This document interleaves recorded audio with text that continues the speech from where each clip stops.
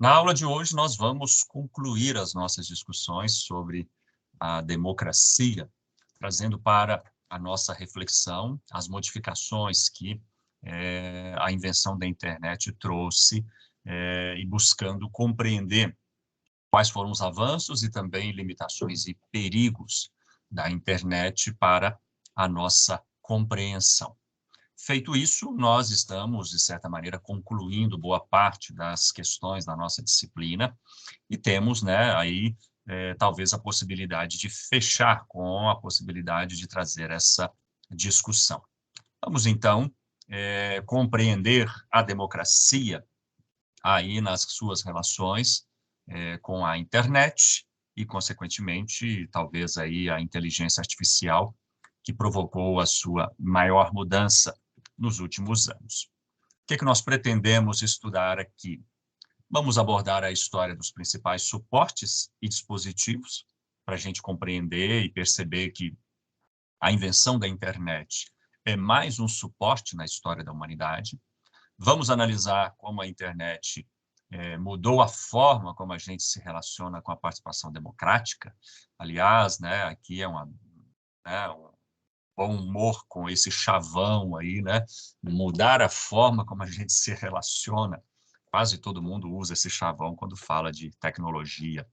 E assim, vamos discutir questões como pós-verdade, fake news e distorção cognitiva, para que a gente possa, então, compreender quais são as possibilidades, os limites e, sobretudo, as ameaças à esfera pública no ciberespaço e, consequentemente, à democracia, né? Como a gente faz em todas as nossas aulas, né, acredito que a maioria de vocês já conseguiu, sobretudo, fazer aí o diário de bordo, né? Já está todo mundo tranquilo com essa questão. Mas, para essas nossas aulas finais, para a aula de hoje, a gente precisa fundamentar a nossa discussão. Então, a ideia da questão problematizadora na aula de hoje é nos perguntarmos qual é o risco que um indivíduo tem quando ele busca se informar, se atualizar com o que está acontecendo à sua volta ou no mundo, apenas a partir das informações que estão ali provenientes nas redes sociais. Então, nós estamos falando aí dessa conveniência do fato de termos na palma da nossa mão um dispositivo, um smartphone, que nos permite receber informações, acessar sites, mas como a gente passa hoje boa parte do nosso tempo na internet, dentro ou visitando as redes sociais, muitos indivíduos acabaram por tomar, né, digamos assim, acabaram por se acostumar. Dentro das redes sociais, eles acabam atualizando. Então, gostaria de contar com a ajuda de vocês, aí para a gente pensar. Na opinião de vocês, aqui, né, não sei qual de vocês já se informam a partir das redes sociais. Qual é o risco desse indivíduo? Alguém aqui checa as informações, o conteúdo que chega nas suas redes sociais? A Sara colocou aí que o risco é ficar apenas com informação falsa, né? Tadeu.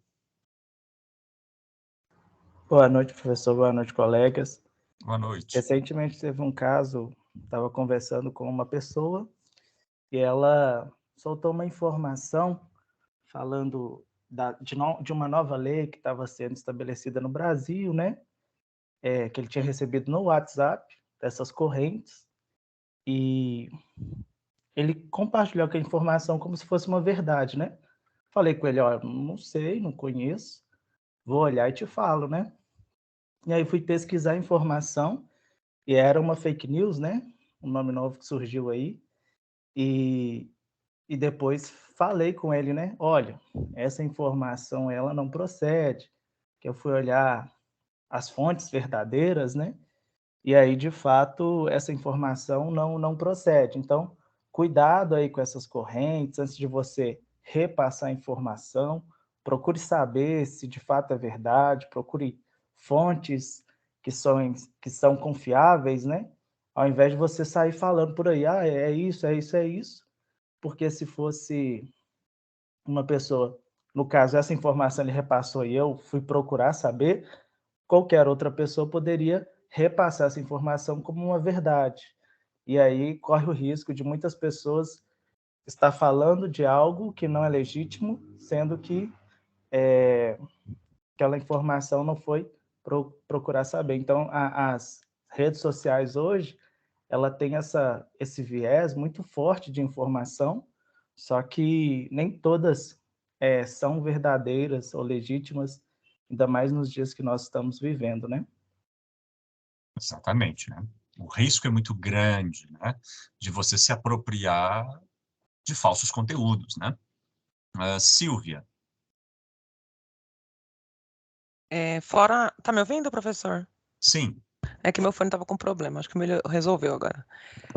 Fora as notícias, né, que se espalham muito rápido pela internet, fora de informação distorcida, né, que chega às pessoas que não têm muito nível de conhecimento, que não sabe procurar as fontes verdadeiras, como o colega foi procurar saber primeiro. E isso é o mínimo, né? É igual aconteceu em 2014, que uma mulher, acho que foi no Guarujá, foi espancada até a morte por causa de uma fake news que confundiram ela com uma sequestradora de criança. acho que no Rio de Janeiro. Eu não lembro qual foi, eu acho que eu pensava que tinha sido no Guarujá, mas teve isso aí mesmo. E foi uma notícia espalhada pelo Facebook. É muito grave, né? É apenas uma informação, a gente procura a informação, ou depois mesmo a própria rede se dispõe a mudar a informação que é mentirosa, mas no caso como esse, não tem como mais voltar atrás. Exato, né? Exatamente. É extremamente prejudicial dar crédito, né, ao que aparece ali nas redes sociais. Então, a Sara está falando que é cair em golpe, né? Exatamente, né, como a Gabriela colocou, né, chamando pessoas de pedófilas. Deixa eu ver se tem mais gente aqui que está inscrito. Mais alguém levantou a mão, gente, que eu não percebi aqui? Mais alguém quer falar? Exato, né? Imagine só, a gente tem alguns fenômenos, né? Pessoas de uma determinada idade, de uma determinada geração, se acostumaram a buscar informações das fontes mais confiáveis, né? Digamos assim, da grande mídia. Adolescentes, pessoas que já nascem nessa geração, elas já estão habituadas a se atualizar por meio dos aplicativos ou das redes sociais. E pessoas com baixo letramento também estão começando a utilizar smartphones, participar de redes sociais, e são muito vulneráveis, né? Então, é extremamente perigoso quando você não tem a capacidade de checar e de comprovar essas informações e de dá-las como verídicas, né? Então, aqui a gente precisa pensar que a internet é apenas mais um suporte e dispositivo que atua como extensão da nossa capacidade de comunicação. Vamos imaginar o surgimento da escrita alfabética no século IX a.C., né? E até então o que se tinha era aqueles desenhos, né? Aquela escrita cuneiforme, hieróglifa, né? Que era sendo praticado. O alfabeto vai ampliar a capacidade de abstração e possibilidade de comunicação. Logo, logo, 300 anos depois, você vai ter a invenção da filosofia, e uma das características, um dos suportes que vai contribuir para a filosofia é justamente o alfabeto. No século XV, a gente tem uma enorme revolução com a invenção da prensa, que permite, a partir daí, produzir livros e principalmente panfletos. Então, os livros eram manuscritos, copiados à mão. E aí você vai imaginar que o livro, mas principalmente o panfleto, ele vai levar informação para um número maior de pessoas que tinham apenas a possibilidade de ouvir as informações, né, do boca a boca, ou do arauto, do rei, que era aquela mensagem, digamos, oficial, né, aquela versão única, e a palavra do padre, do pároco, que era o outro mecanismo. Então, do ponto de vista da comunicação, esses suportes vão permitindo aquilo que a gente chama de uma criação ou de uma ampliação da esfera pública. Nós temos, no século XIX, fotografia e telégrafo, e também telefone, e mais recentemente, que é o que todos nós conhecemos, né, e participamos dessa revolução, que foi o surgimento da internet na década de 70. O computador pessoal surge em 1992, e mais recentemente, a partir dali do 2003, 2004, 2005, vão começar a surgir os celulares e, mais especificamente, o smartphone. E então, a gente tem uma possibilidade enorme de comunicação e de acesso, e principalmente de produção de conteúdo, que é o que talvez os pesquisadores mais gostam de comentar como grande vantagem da internet, né? Você vai ter na internet, primeiramente, menor custo na comunicação, abrangência, mobilização instantânea e driblar os filtros ideológicos, né? Então, antes da internet, quem tinha o monopólio da palavra, do discurso? O Estado, a religião e a grande mídia, né? A grande mídia como uma invenção da modernidade, do século XVIII para cá. Mas somente esses três atores tinham a possibilidade de veicular a palavra. Qualquer coisa fora disso era muito restrito, muito remoto e extremamente perseguido. Então, a internet ela vai quebrar esse monopólio do discurso e vai permitir que indivíduos produzam também conteúdos. Então, num primeiro momento, a internet ela é celebrada como uma grande revolução e é apropriada por lutas, movimentos civis, ONGs, que vão ver na internet a possibilidade de se organizar, de revitalizar suas lutas e de, principalmente, fazer frente aos discursos tradicionais do Estado, da religião ou aquela visão única da mídia. Então, se a gente pensar, você teve a Primavera Árabe, né, nos países árabes, onde o povo produziu conteúdo e disse para todo mundo o que estava acontecendo.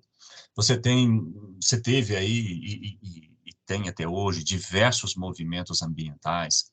O movimento do Black Lives Matter.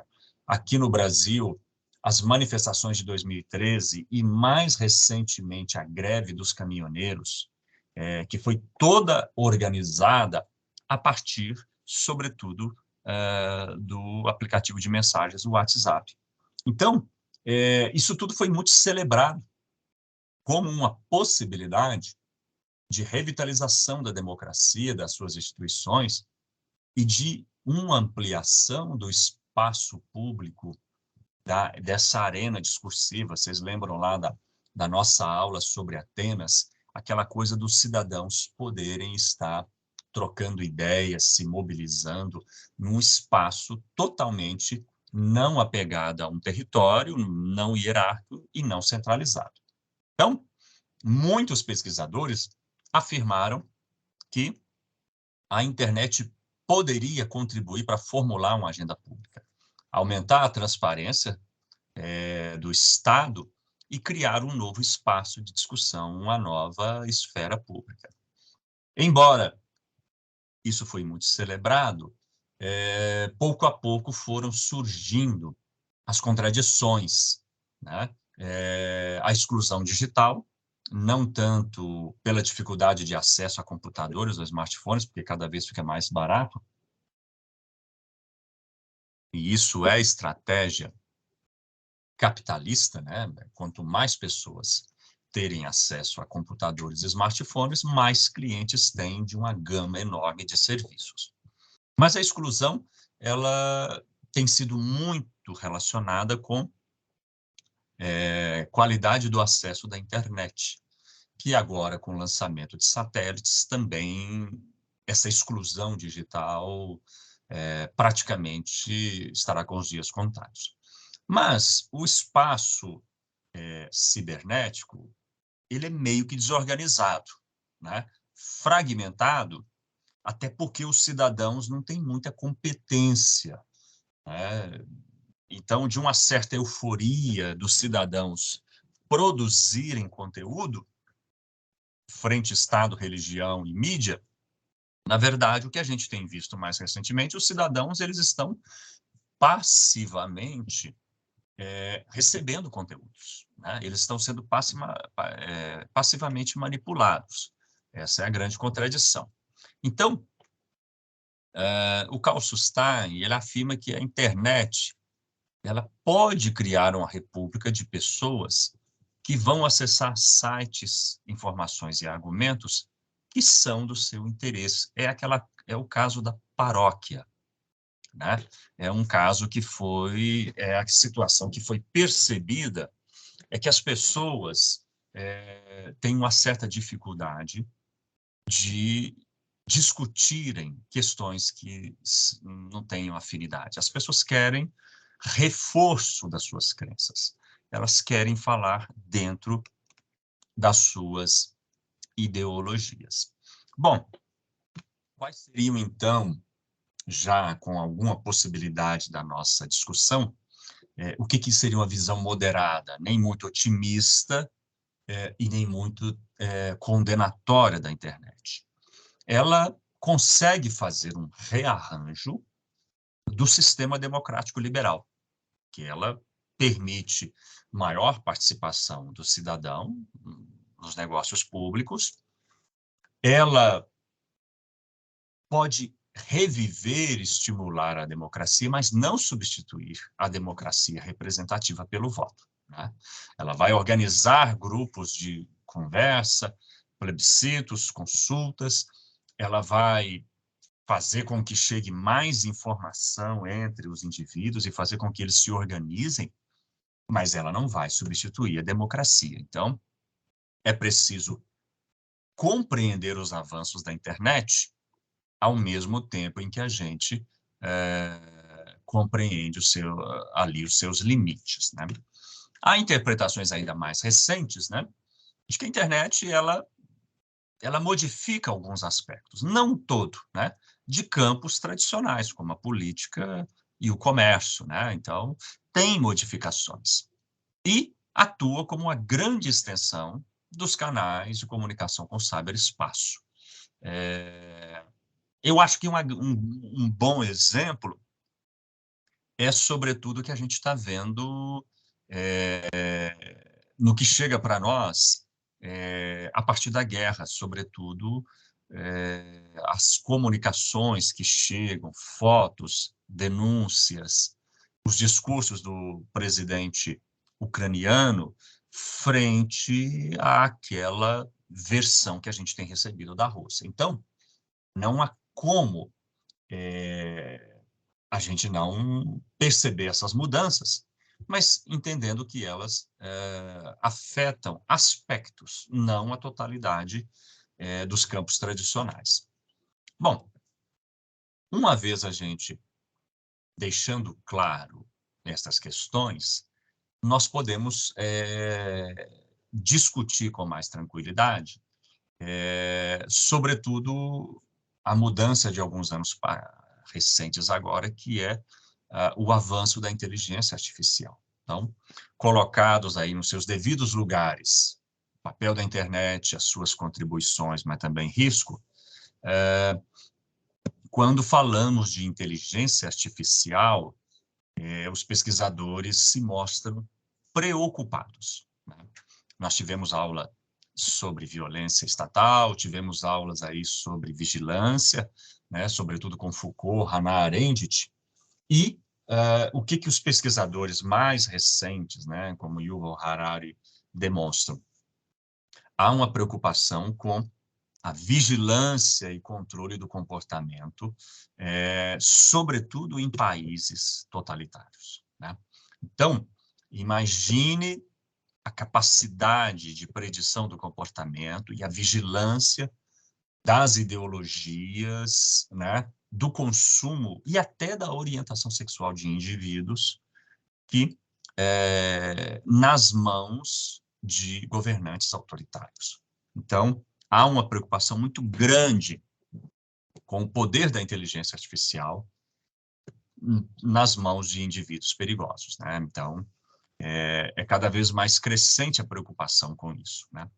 E como a inteligência artificial ela tem a grande capacidade de manipular, e aí vocês estão pensando, vocês falaram muito aí de boatos, fake news, notícias falsas, imagine isso nas mãos erradas. Então, a percepção é que o avanço da inteligência artificial está fragilizando o Estado, as leis e a democracia. E o grande exemplo é a Cambridge Analytica, uma empresa que em 2014 atuou em 44 campanhas ao redor do mundo. Chegou a fazer um acordo para atuar aqui na campanha de 2018, mas ela já estava, nessa época, sendo investigado, né, pela campanha 2 anos antes do Trump e no Brexit, que foi o movimento de saída do Reino Unido da União Europeia. Então, vamos entender o que aconteceu, né? Vamos lembrar aí quem talvez teve acesso à informação. O que a Cambridge Analytica fazia? Ela teve acesso com a ajuda, né, aí das gigantes das redes sociais, o Facebook principalmente, né, o Mark Zuckerberg, ele prestou depoimento e ele se comprometeu a corrigir isso. O Facebook passou perfis de 50 milhões de usuários para a Cambridge Analytica. E a partir dessas informações, a Cambridge cruzou dados e enviou fake news e informações para pessoas estrategicamente escolhidas. Então, quem tem aí alguma informação sobre inteligência artificial, você pode, né, qualquer pessoa pode, hoje, fazer uma pesquisa no Facebook com inteligência artificial, procurando saber nesse exato momento, ou então hoje, no dia de hoje, quantas pessoas publicaram em seus perfis palavras que denotavam desânimo com a economia, descrédito com o futuro, ou palavras que demonstravam que elas estavam depressivas ou com ideação suicida. Tudo isso hoje é possível. Imagine esse poder aliado com os perfis vazados de uma grande empresa. Então, a Cambridge Analytica, ela, de posse desses dados, ela começou a disparar fake news. Então, lá no Brexit, aqueles indivíduos que estavam desanimados com a crise naquela época, em 2014,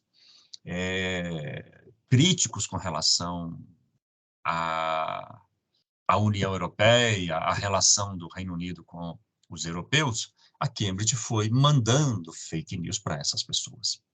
E o resultado não foi outro, né? A Inglaterra saiu do Brexit, né?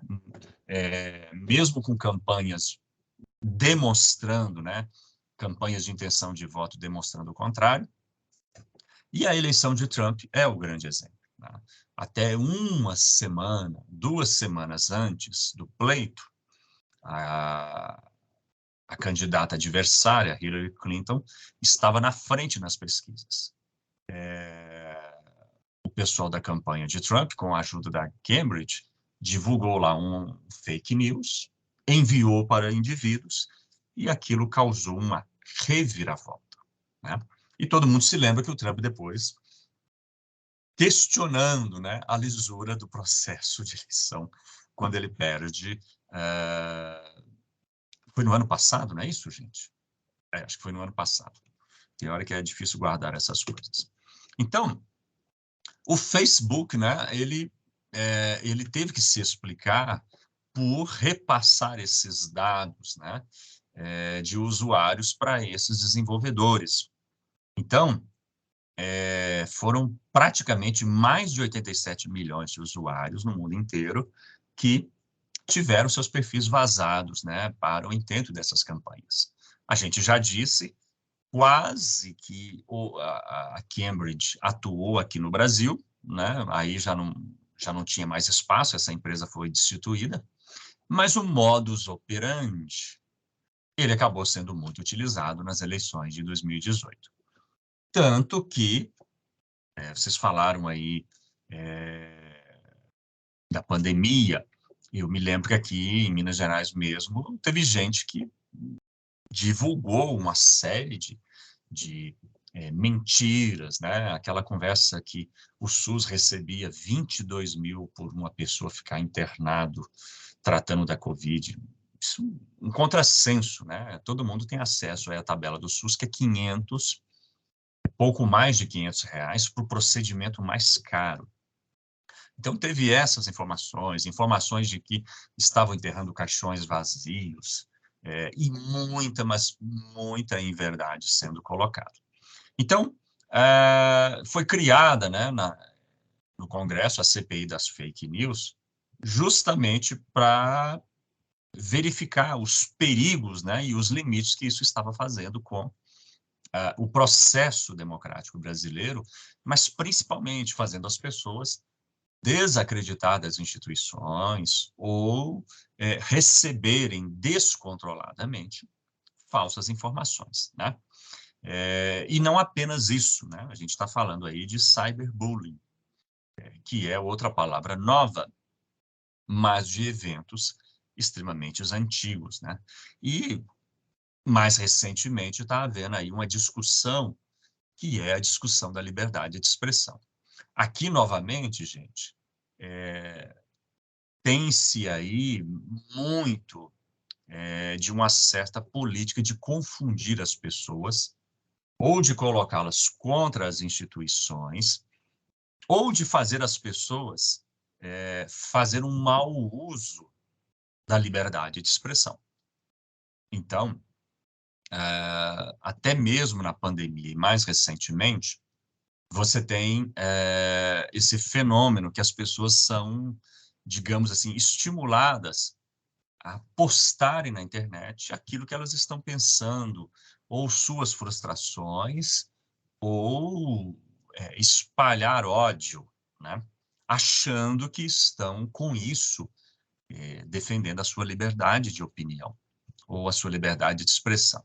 Isso é um bocado complexo, para não dizer, no mínimo, perigoso, porque é o seguinte, passa para o indivíduo comum de pouco letramento a ideia de que a internet é um espaço em que ele pode chegar ali e atacar as pessoas, fazer declarações racistas, xenófobas, o que quer que seja, ou incorrer em crimes de honra, ou fazer injúria contra as pessoas. Então, quero dar um exemplo muito simples. Existem indivíduos que não compreenderam que divulgar, por exemplo, intimidades de suas relações, a pessoa está incorrendo em crime. Então, existem muitas pessoas que estão sendo levadas a incorrer em erro sobre o que é liberdade de expressão e o que é crimes contra a honra, né? Crimes aí que podem ser cometidos. Então, se vocês quiserem me interromper, fiquem à vontade, porque aqui eu não estou vendo o nosso chat, viu, pessoal? Fique à vontade aí para interromper, fazer comentários. Mas, assim, alguém falou de fake news, né? Então, se a gente imaginar a nossa própria época, até por causa da internet e das estratégias políticas, está chegando num momento em que não está muito claro o que é a verdade, né? A gente viu que panfletagem, falar mal um dos outros é uma tática que está na história da humanidade, é a fofoca, foi a luta entre católicos e protestantes. Isso é do jogo político, né? A questão é que quando a gente fala de verdade, já há um termo novo, né? Já se fala em pós-verdade, porque você tem aí fenômenos como o Goebbels, o chefe da propaganda nazista, dizia: diga uma mentira repetidas vezes e ela se tornará uma verdade, né? O próprio Nietzsche falava: a verdade depende da perspectiva do sujeito, né?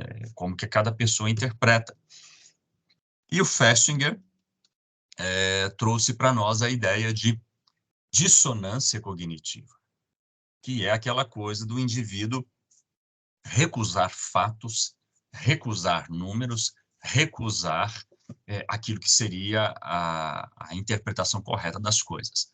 A maioria das pessoas prefere argumentar, conversar dentro do campo dos seus apelos emocionais.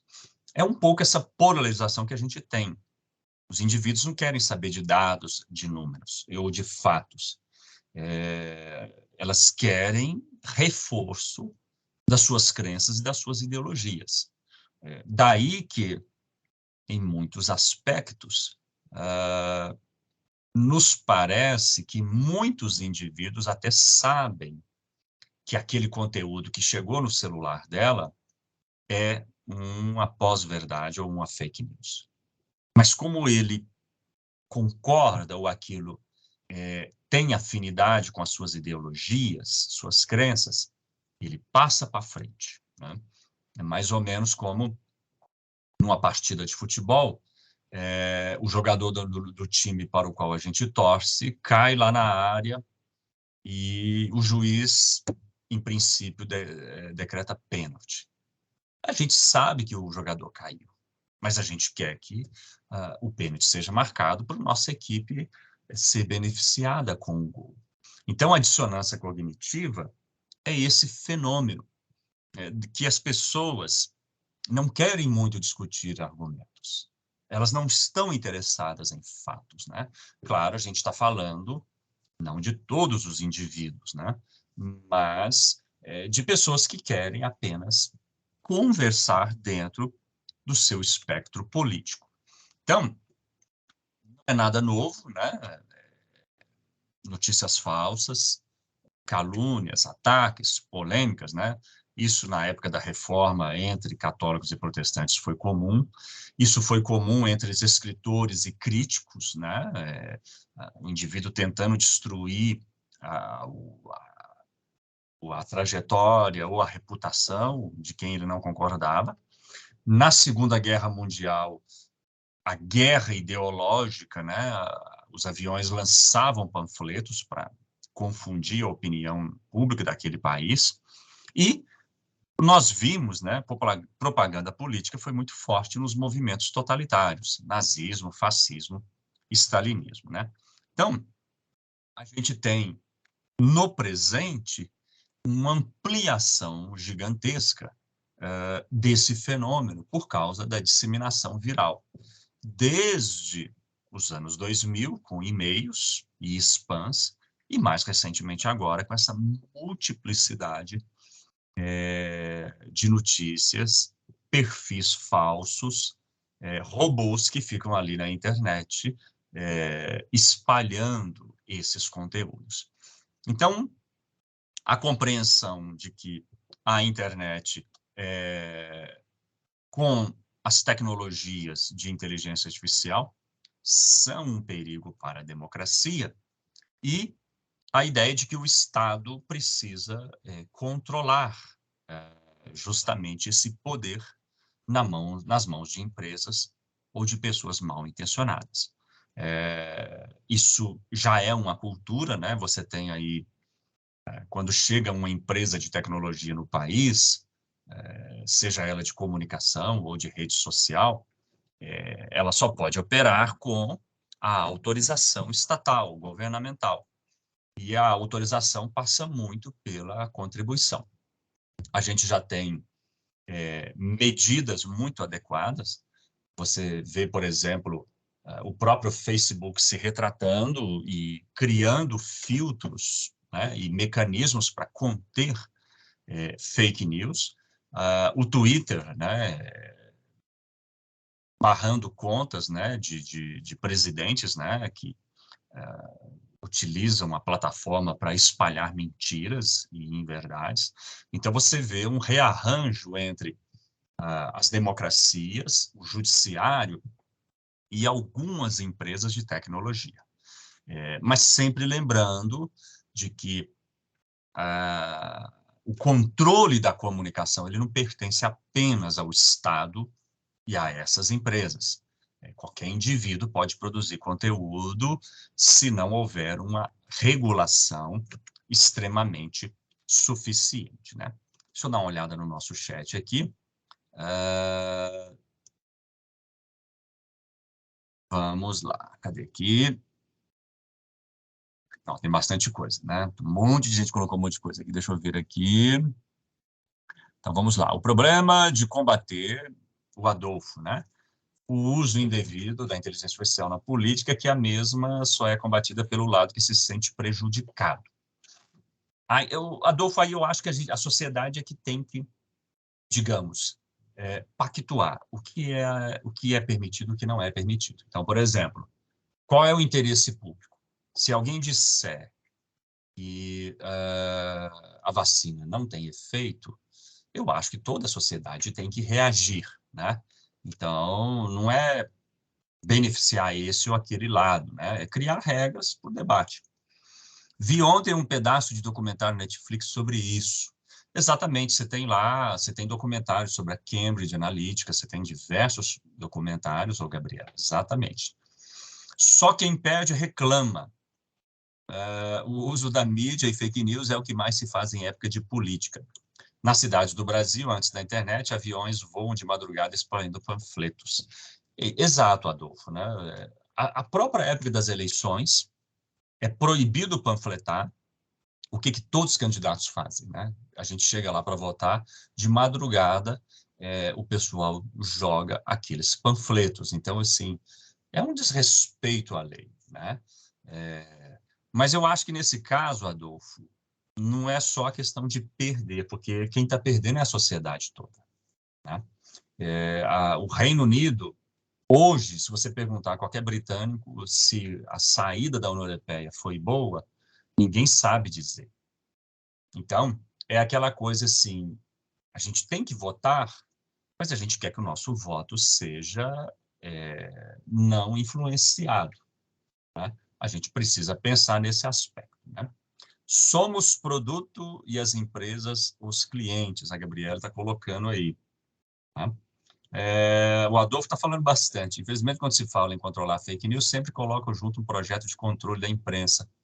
Não, mas o Adolfo, aqui é o contrário. Eu vou discordar de você. Por quê? Está se colocando, né? Veja bem, uma das campanhas que foi muito utilizada foi a ideia de fazer com que as pessoas parassem de acreditar na grande mídia.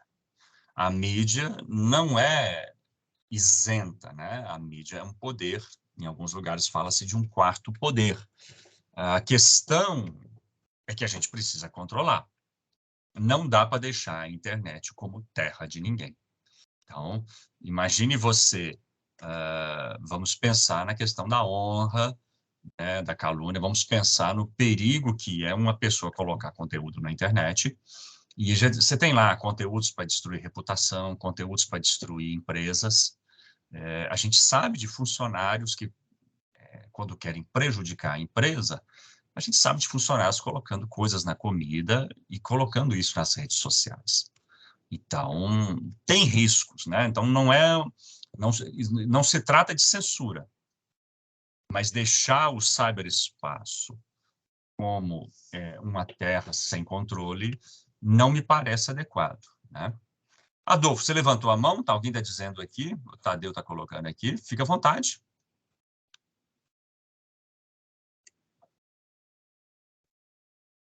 Cadê o Adolfo? Ô, Pode professor, falar. boa noite, pessoal. Eu vejo uma dificuldade aqui, é porque eu vou falar assim de um uso mal que eu vi. Vou citar, é muito ruim ficar citando, às vezes, os Estados Unidos e às vezes a Europa. O senhor falou do Brexit. Eu trabalho com muita importação e exportação e tecnologia. O que eu vejo na hora de proteger o mercado, os países de primeiro mundo eles são um pouco dissimulados. Então, eles fingem que não gostaram, usam aquele jogo político diferente da gente. A gente aqui, por exemplo, se eu não gosto do Bolsonaro, eu quero atingir o Bolsonaro. Se eu não gosto do Lula, eu quero atingir o Lula. Lá, o pessoal, os alemães, que eu conheço, eles vão me dar uma opinião que seja conveniente ao interesse deles, certo? Para deixar mais claro, muitos estão contentes com o Brexit. Por quê? Porque, por exemplo, se na Inglaterra você tinha uma fábrica de uma empresa que produzia barcos, mas se o governo europeu definir que quem vai ser tem a excelência de barcos são, por exemplo, os espanhóis, a Inglaterra não poderia produzir, assim como a área de pescados e etc.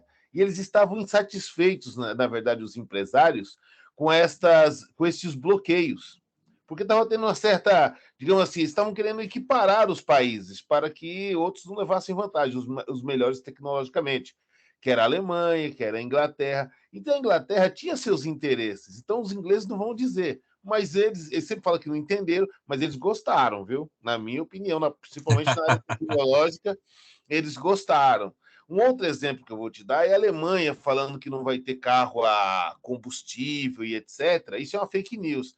Na verdade, ele é um país que usa muito combustível fóssil e outro país, por exemplo, a França, criticando o Brasil, sendo que o Brasil, a sua energia é a mais limpa do mundo, porque nós somos hidrelétrica, energia eólica, um pouquinho de nuclear e combustível fóssil só quando tem crise energética.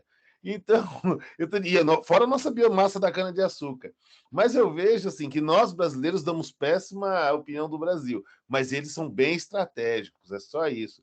Então, nessa questão assim das fake news, voltando um pouquinho aqui, né? Eu não vejo na nossa justiça uma velocidade para punir, por exemplo, quem prejudica a honra dos outros. Se houvesse uma velocidade, se servisse de exemplo, porque eu vejo isso como um crime, como outro, de dirigir alcoolizado e etc. Se fizesse igual o Supremo fez a semana passada, que falou, ó, tá alcoolizado, vai ser punido, eu acho que seria mais fácil. Mas aí a pessoa difama o outro, aí ganha tantos recursos que você não vê efetividade na punição. Aí não adianta querer derrubar a internet, né? Ou a empresa. Tinha que ter punição para quem faz esse tipo de coisa, mas não tem. Na verdade, a gente tem mecanismos para isso, né? Você já tem tipificado injúria, difamação e calúnia, você já tem esses elementos, e você tem também uma série de procedimentos. A questão que me parece, Adolfo, está muito ligada à questão seguinte: o que é opinião e o que é fato, né? A gente teve aí nos Estados Unidos, na Europa, e muito aqui no Brasil, a gente tem esses movimentos contestatórios da globalização, mas os seus efeitos ainda a gente não tem claro. Então, ainda é cedo para a gente pensar se o Brexit é adequado ou não. Acho que nesse ponto a gente precisa de mais tempo, né, para a gente dizer que está feliz ou o contrário.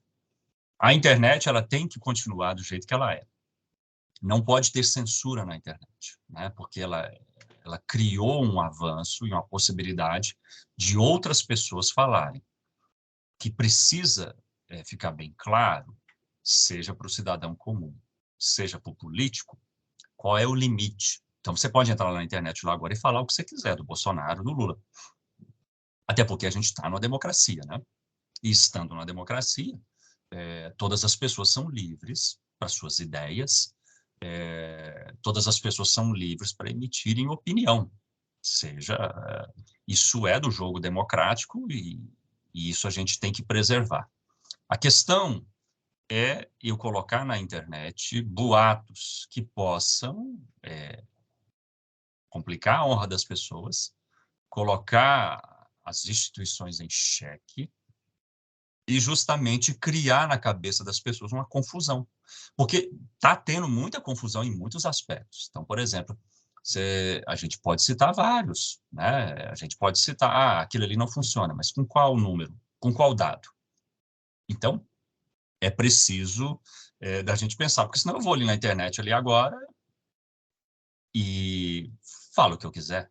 Não, repare que até dentro da faculdade a gente tem um controle, né? Como é que a gente pode abordar determinado assunto, né? Quem são os autores, né? Então, quando alguém dá aula, pode ser de esquerda, pode ser de direita, porque o mundo é plural. Pode ser dessa ou daquela linha, pode ser esse ou aquele autor. Nós acabamos de ter uma aula em que a gente reuniu pessoas otimistas, pessoas contrárias e pessoas moderadas. Me parece que talvez a gente precise sempre preservar isso para que o aluno, no final, ele tenha condições. Não, eu gosto da posição moderada, eu gosto da posição contrária. E respeitando, né, dentro desse aspecto. Então, há uma constatação generalizada, no mundo generalizado, de que a gente não pode ter novamente uma empresa como a Cambridge Analytica. De que a gente não pode, e aí é uma questão nossa de cidadão. Eu não quero que o Facebook pegue os meus dados e repasse para ninguém, para nenhum governo, nem de esquerda nem de direita. É claro que quando eu entro na internet, eu sei que o Facebook, o Google, quem quer que seja, vai me oferecer se eu olhar um tênis. Mas eu não quero que a minha orientação sexual seja passada para o PT, para o PSDB, para o Bolsonaro, para ninguém. É disso que a gente está se falando, né? É nesse aspecto. Mas a Cláudia, deixa eu ver quem mais levantou a mão aqui. Só para a gente garantir aqui o nosso espaço democrático. A Cláudia e depois o Tadeu. Oi, professor. Vou falar um pouquinho. Assim, a internet, o avanço da tecnologia, né, é muito importante. Nos últimos anos avançou muito. A gente já tinha discutido em outra aula, né? Mas quanto a fake news e as informações, assim, eu acho que as pessoas têm que ter cuidado. Claro, que quer ir lá e jogar um monte de coisa, ofender os outros. Já aconteceu muito com artistas, né?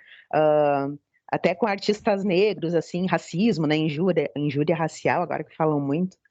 E notícias falsas, fake news. Eu nem sei, eu acho que eu não sei, nem sei se eu sei identificar.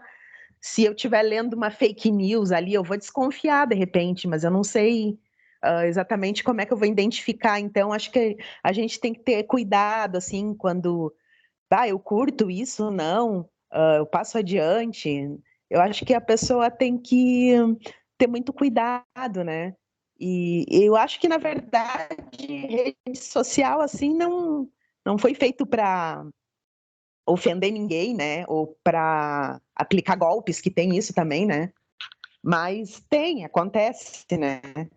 A gente já viu, né? Ouviu falar tantas vezes, assim, tanta coisa, né? Que pode acontecer, pedófilos, né? Aliciando, né? Envolvendo crianças, aí os pais têm que ter muito cuidado também, né? Jogar celular, computador para criança, né? Tem que prestar uma atenção, assim, ficar de olho, né? No caso, os pais, né? Nesse caso, né? Outro sentido. Mas voltando na aula sobre fake news, né? E notícias, assim, eu acho que as pessoas também, às vezes, jogam muita raiva, muita coisa negativa, né? Em rede social, assim, eu acho que tem que ter muito cuidado. Tem gente que nem usa quase, ou nem tem, ou nem entra muito, assim, porque é complicado, né? E é uma coisa tão importante, assim, que ajuda tanto, né? É um avanço na tecnologia para informação. E, infelizmente, muitas pessoas usam para coisas ruins, né? Negativa, né? Mas eu acho que isso aí sempre vai ter, né? Vai ser difícil terminar com isso. Mas quando descobrem, né, quem fez, tem punição, né? E tem punição, tem castigo, né? Mas eu acho que as pessoas têm que ter cuidado, né? Bom senso. E fake news agora na época de eleição, né? outubro, né? Mas para o final do ano, acho que vai ter bastante também, né? A gente cuidar, prestar atenção, né? Como eleitor também, né? Tá até demorando começar isso, né? Nem me fala. Eu não gosto mais. A gente precisa votar, né? Tem que escolher. Eu acho que Perfeito. é isso, assim, é complicado, né? É uma tecnologia, é avanço, é informação, mas tem que ter muito cuidado e usam para muitas coisas negativas, né? Infelizmente, né? É isso. Ok. Obrigado, Cláudia. Acho De que o nada. Tadeu levantou a mão. Sim, professor. Dentro da fala do senhor, o senhor levantou uma questão muito interessante, porque os fatos e os fakes, né? Até sai muito reportagem sobre isso, que é fato, que é fake, e precisa ser as informações baseadas em dados, né? E como eu sou metodista, a gente é uma igreja conciliar, e o pastor uma vez falou assim: o bom de ser conciliar é isso, que você tem que lidar com aquilo que você gosta e com aquilo que você não gosta. A democracia também é assim. E, e muitas vezes a gente não sabe lidar com aquilo que a gente não gosta, o que é contra a nossa opinião, ou que é contra aquilo que a gente acredita. Mas o que eu queria dizer acerca do fato é que, assistindo uma série, um advogado falou uma frase que me marcou, assim, estava baseado num fato que aconteceu nos Estados Unidos, de uma pessoa muito famosa, né, e ela ia ser julgada pelo júri. Aí eles falaram assim, o júri não quer saber do que aconteceu, o quanto que eles querem saber, o quanto a gente fica emocionado, o quanto a gente promove situações emocionais nele. E muitas das vezes isso acontece muito com essas informações que são fatos ou fakes, né? Não importa o quanto a informação é legítima, os dados são verdadeiros. O que importa é o quanto aquilo gera uma emoção, baseado naquilo que a pessoa sente. Né? Hoje em dia é muito comum as correntes de WhatsApp nas redes sociais, essas correntes que tomam situações que nem sabe se de fato aconteceu. Então, muitas vezes chega notícias para mim, tipo assim, pessoa está desaparecida. E aí, se eu não procurar saber, aquela pessoa já foi até encontrada. E se eu for noticiar que ela está sumida, sem saber o que de fato está acontecendo. Então, os dados, os fatos, o embasamento, as pessoas não gostam muito, que às vezes vai se opor à opinião dela. E numa democracia, e é o contexto que a gente vive, graças a Deus por isso, a gente vai ter que saber lidar de fato com aquilo que é os fatos. É fato, ainda que eu vá contra aquilo que eu acredito, existe o fato e que ele precisa ser levado em consideração diante da democracia que nós estamos vivendo no nosso contexto como Brasil. Então, essa questão que o senhor levantou dos fatos, dos dados, baseado em quem, da onde veio essa fonte, isso é muito importante porque a gente vive no tempo de visualizações. Então, deu muitas visualizações, a pessoa se torna famosa. Deu muitas visualizações, é isso que o povo segue. É uma música que todo mundo está ouvindo, é isso que todo mundo começa a cantar. E o negócio toma uma polarização muito grande, e aí o povo já nem quer saber mais o que de fato aconteceu, mas sim o quanto que aquilo vai dar um like, né? Falando no linguajar da tecnologia, um like, uma curtida, o quanto aquilo vai poder ser, que você ganhar mais seguidores. Então, a gente caminha por esse caminho, não de uma maneira generalizada, porque não são todos, né? Mas de uma maioria onde tem essa tendência de ser levado por aquilo que é mais emocionante, vai dar mais curtidas do que, de fato, os dados, o embasamento, aquilo que é verdade. Ok, perfeito, Tadeu. Obrigado. Acho que Adolfo colocou aí uma sugestão de série, Suits, ou Homens de Terno, é isso, Adolfo? Né? Estou colocando um link aí, parece que tem tudo a ver com o que a gente está discutindo, né? Você quer falar um pouquinho? Você que Não fui eu conhece? não, professor. Não fui eu não. Não fui eu não. É o José Aparecido, não? Acho que é outro. Não fui eu não. Quem falou sobre Suits? Eu dei uma olhadinha aqui, é o Tadeu. Não, quem foi? Não, eu perguntei se ele assistiu Suits.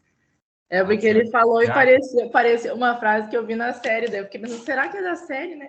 Aí ele falou que assistiu, sim. Você gosta da série, Gabriele? Eu gosto.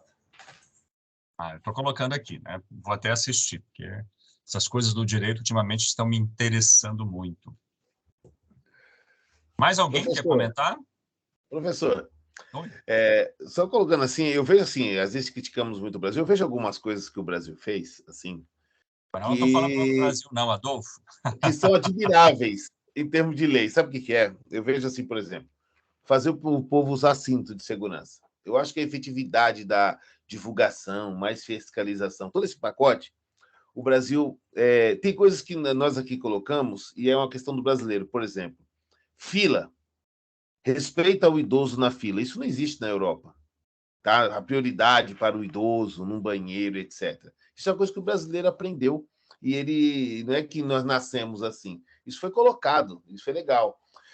Além disso, por exemplo, agora, coisas modernas, a colocação agora, o cara, se ele não fizer exame de DNA, ele assume a criança. Eu acho correto. A mesma aconteceu, se você não quer fazer o teste do bafômetro, você assume, né? Porque e isso porque tem que proteger a sociedade. E eu acho que algumas coisas no Brasil tinha que ter uma via rápida. Por exemplo, olha, você tem, sei lá, você tem 24 horas para dizer a fonte e provar isso que você disse. Você está falando da honra dessa pessoa. Tinha que ter algum meio rápido, porque existem canais. Assim como a internet é muito rápida, as soluções têm que ser rápidas, não pode ser no sistema antigo, entendeu? Temos que usar essa tecnologia para criar soluções também. E reparação, às vezes é difícil. Depois que sai um boato, é difícil reparar. É como jogar, como diz lá aquela história, né? Como jogar um saco de penas de ganso de cima de uma árvore. Como é que você vai recuperar essas penas depois? É isso, às vezes, que me deixa... Não, porque eu não acho que nós somos incompetentes para fazer. É que, às vezes, nós não queremos fazer. Mas tem solução, na minha opinião, né? Modesta opinião. Não, você tem razão. O que ocorre, Adolfo? Aqui no Brasil, parece que precisa-se muito da lei, justamente porque algumas coisas a gente não internalizou culturalmente. Então, quando você fala, por que precisa de uma lei para respeitar o idoso? Você falou muito bem, tem países que não precisam. Mas por que não precisa da lei? Que já é respeitado. Então, eu vou te dizer uma coisa que aconteceu comigo, e eu não vou na Europa, eu vou aqui na América Latina, né? Que me chamou muita atenção, e eu gosto de citar esse exemplo. No Chile, eu fui lá no Chile passear, e todas as vezes que eu andava de metrô, me impactou os assentos destinados para idoso, gestante, aquele assento reservado, vazio, e as pessoas em pé, mesmo quando não tinha idoso e grávida. Então, isso me chamou muita atenção. Então, eu fiquei lá uma semana, vai no trem, sem contar outras coisas, cidade limpa, um monte de coisa. Quando eu estava voltando, né? Quando eu estava voltando, que eu pisei no aeroporto para pegar o voo de volta para o Brasil, aí foi o choque. Não precisou nem de voltar no Brasil, Adolfo. Gente dormindo, ocupando 3, 4 bancos no aeroporto brasileiros. Eu estava numa área que todo mundo ia pegar o voo de volta para o Brasil. Aí eu falei com a minha esposa, já voltei para o Brasil. Olha o desânimo que dá. Você nem precisa estar no Brasil, entendeu?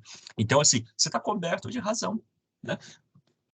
O recurso da lei aqui, ele é desesperador. Você precisa da lei e ela demora a pegar. E aí me parece, concordando com você, me parece que